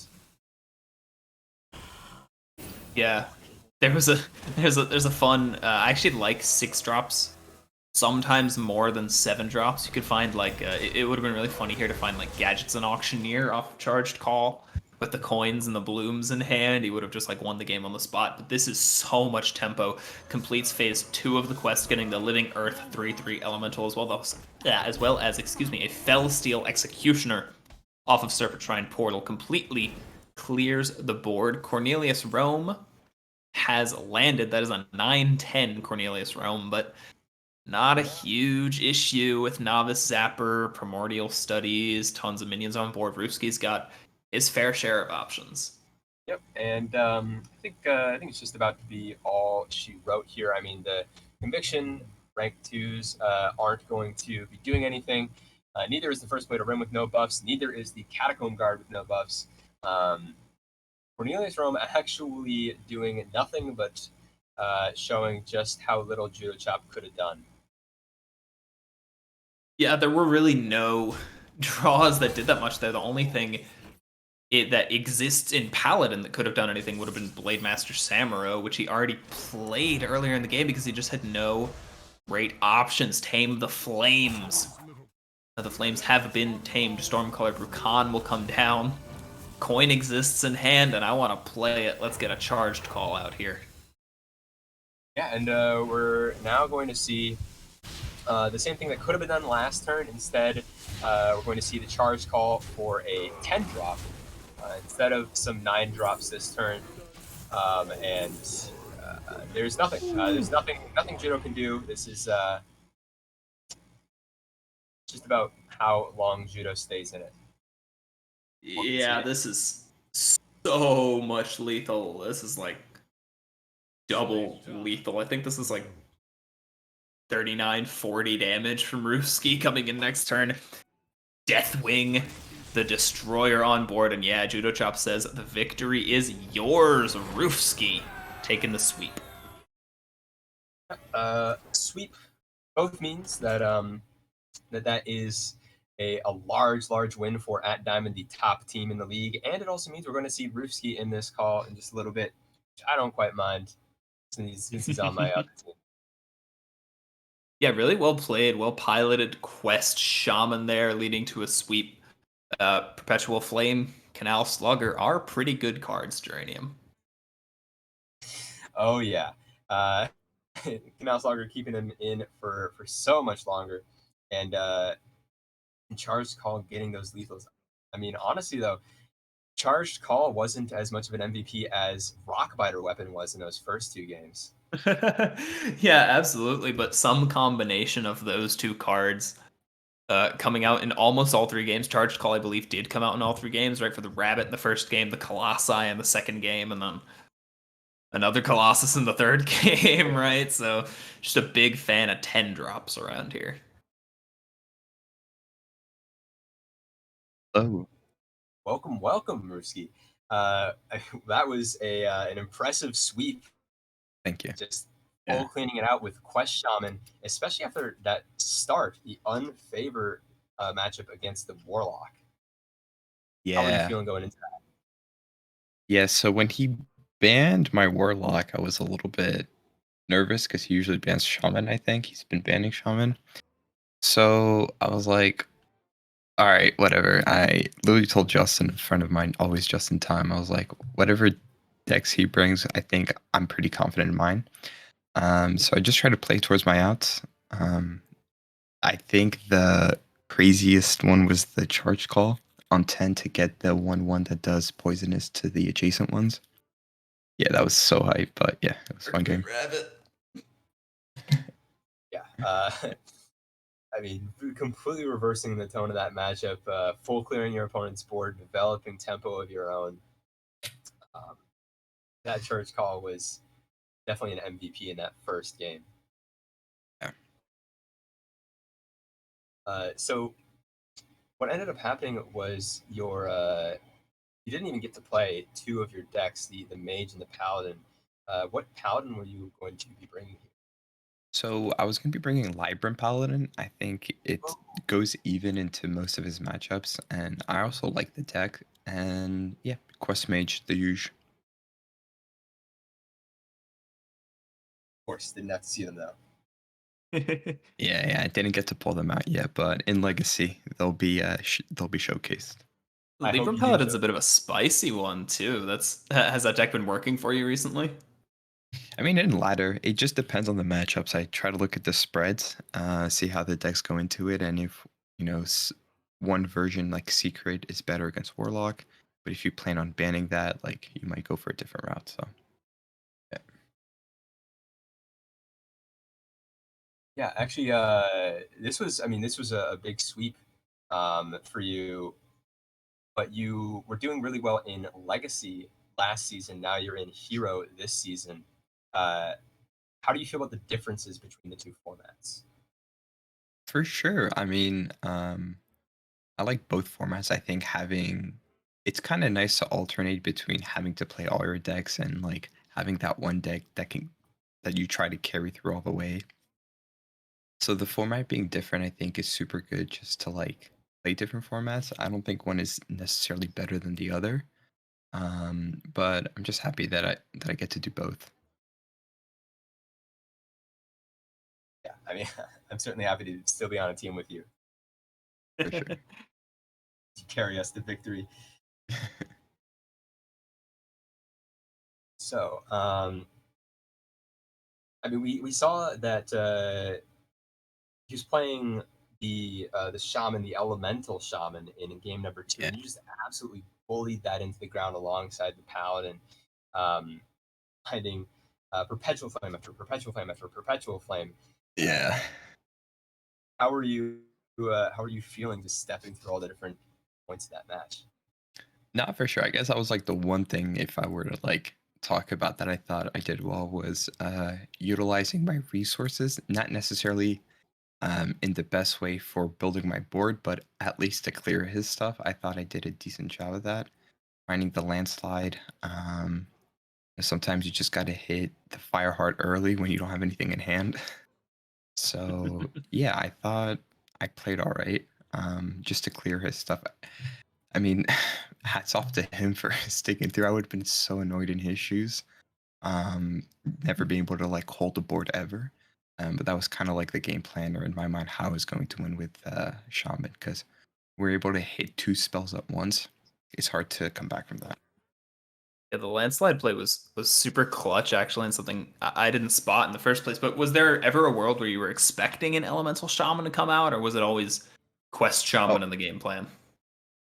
For me personally, For you and for him. Training against. so yeah, so I knew I was bringing Quest from the beginning, just based on his lineup, and I knew he was going to play the weapons, just because that's what he's been doing. So not too surprised. Yeah. Yeah. And as it turns out, I think Quest does pretty good into the weapons. So Apparently, Quest Shaman's pretty good into everything. He certainly should. Yeah. No, that So- first match though with Warlock was definitely like I didn't know if I was gonna win or not. It was definitely like if I didn't win that turn, he was gonna win the next. So definitely a nail biter, but yeah, that was super fun. Really dictated the entire flow of the match. In the last little bit there against the Paladin, you had so many options to just go so explosive. Play your quest roared very early. Play huge charge call on turn 6 or turn 7, even. Yeah. I mean, even just clearing his board just wasn't enough. How do you feel? I mean, you brought Paladin of your own. How do you feel about Paladin in the metagame? Yeah, I mean, I think Paladin is good if you I mean, obviously it depends on the matchup, but if you're able to like build tempo early and like utilize the bubbles, I paid particular attention like when I was clearing his minions to pop the bubbles first before clearing. It just in my mind I was like the only value he's gonna get is if he can basically have a huge minion in his hands or that I just can't deal with. But I was able to do that. So in my mind, I was like, he can't really have anything else. And at that point, it was almost BM, just like the huge charge calls and just like making things that it's just impossible to get through. So yeah, the concede at the end was to be expected. I would have done the same thing in his shoes. So yeah. Yeah. Canal Slugger coming through, Yeah, sort of clutch in that game too. Both games, Canal Slogger healed me for 6 full to get me to like 28 or 29 both times. So yeah, that card's sick. Yeah. And actually, going back to the ban discussion, what's the logic for banning the Hunter? I know, obviously, with the Mage, it's a very scary class to go into, but what was the thinking? Yeah, so we tailored our list to so that our mage could sweep actually. That was the game plan. We were gonna ban Hunter. Our idea was that he was gonna ban our shaman as he's been doing, and then I would just mage is pretty good into all his decks. Hunter is the best one that against mage, which is therefore why I banned it. But yeah, the game plan changed. He banned my warlock, so I was like, let's just queue up shaman, which is my better deck. So yeah, it made it work. Certainly did. So with the with talking to Justin and Yeah. and specifically, Mage against Secret Paladin, which he didn't end up bringing. He brought Handbuff Paladin, but Mage against Secret Paladin is usually not so favored. So what is the idea for Mage to combat that Secret Paladin? Well, yeah, that was always going to be like, it really does depend on what he brings, but just on the history of what he's brought, we thought we could get away with it. We didn't think he was going to bring Secret, so that was kind of the thoughts. A lot of studying seems to pay off. Yeah, I mean, a lot of that's what Justin tells me, to be honest. Like, I don't think too much about it. I just figured, like, as long as my deck has a percentage to win, I'll just find that percentage hopefully in my match, and yeah.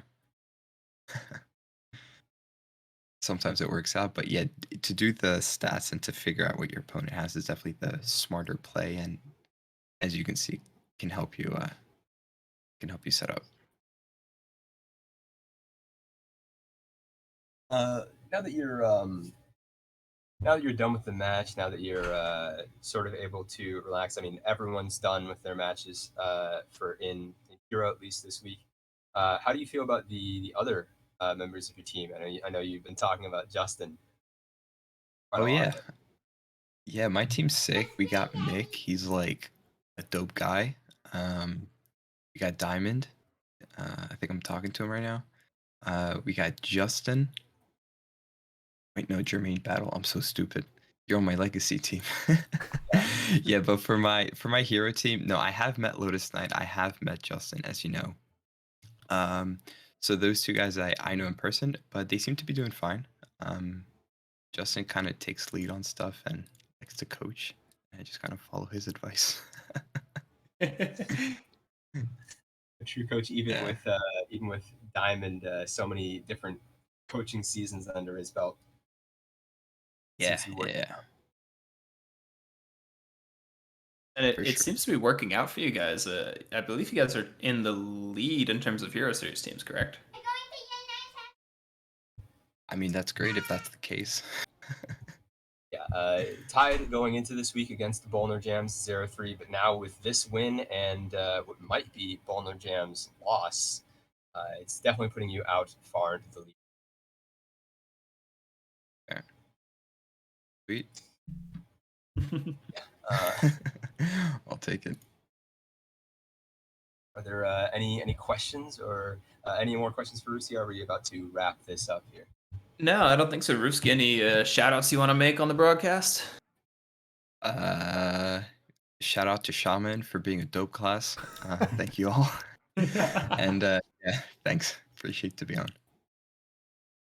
Thank you for coming it on. easy. It was a blast. Seeing All right, two peace 3-0s on stream. Good night, man. Congratulations right. on the win. Perfect. Thank you so much. Peace out.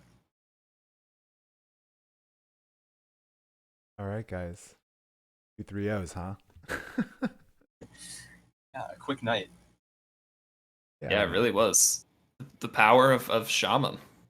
Yeah, it seemed like Warlock couldn't get a win in some spots that you'd think Warlock might be able to get a win. You didn't think they would, so a lot of underdog classes winning.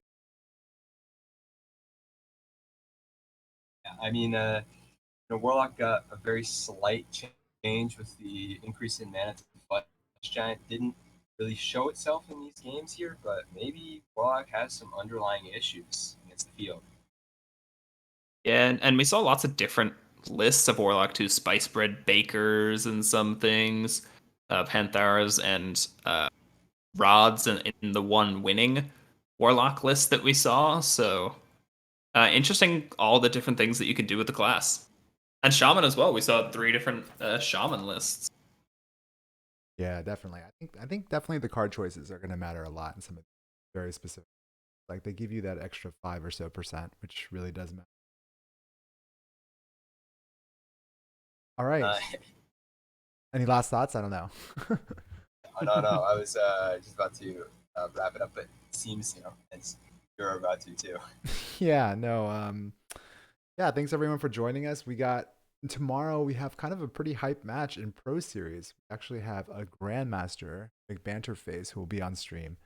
He's playing No Glockos. That should be a really good tomorrow night at 8 Eastern time. Then, as usual, Battlegrounds for Sunday night. So, looking forward to it. So, until then, thanks everyone. Thanks to our players for coming out on stream. Thanks to everyone for watching. Have a great night, guys.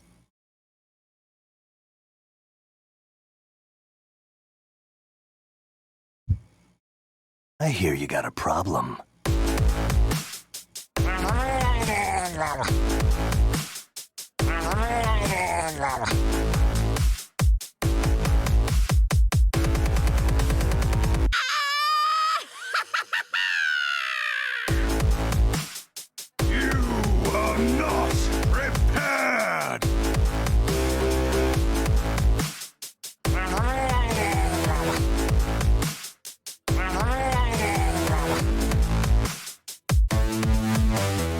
Another round?